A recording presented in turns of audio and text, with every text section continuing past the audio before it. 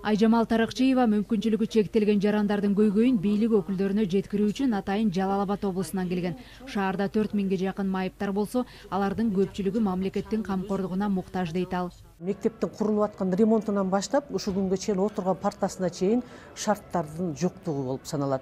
Ал эми медицина тарабынан айта турган болсок, мына азыр деле отчетто берип аткандай эле медицина тарабынан биздин Жалал Абад шаарында деле ушу мүмкүнчүлүгү чектелген жарандар үчүн шарт жок. Мамлекет тарабынан мүмкүнчүлүгү чектелген жарандар үчүн 5% квота берилген.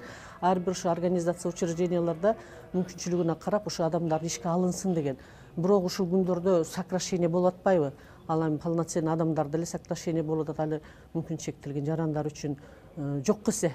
Кыргызстан майыптардын укуктарын коргоо боюнча Бириккен Улуттар уюмунун конвенциясына мүчө болгону менен андагы талаптардын көпчүлүгү иш жүзүнө ашырылбайт. Өлкөдө 193 миңден ашык мүмкүнчүлүгү чектелгендер болсо, анын 32 миңден ашыгы 18 жашка чыга элек балдар.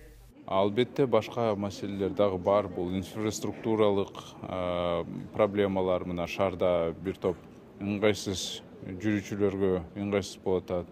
Ушундайлар өтө көп, бирок биринчиден билим берүү жактан жана жумуш камсыздоо бул эң чоң маселе. Өлкөдө майыптар орто эсеп менен айына 3000 сомдун тегерегинде жөлөк пул алышат. Азыркы тапта аларга жумуш орундарын түзүү, билим берүү жана социалдык турак үйлөр менен камсыз кылуу маселеси курч бойдон турат.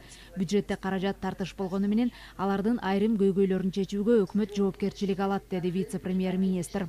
Каражат керектелбеген нерсени батыраак чечүүгө аракет кылабыз. Бул бир жагы, андан тышкары 100 миллиондой бюджетке киргиздирип туруп, ошол мүмкүнчүлүгү чектелген жарандарыбыздын жалпы жашоосун жеңилдете турган бир топ иш-чараларга каражат керек. Анан бюджетте тартыштык болуп атат, анын мойнума алып атам.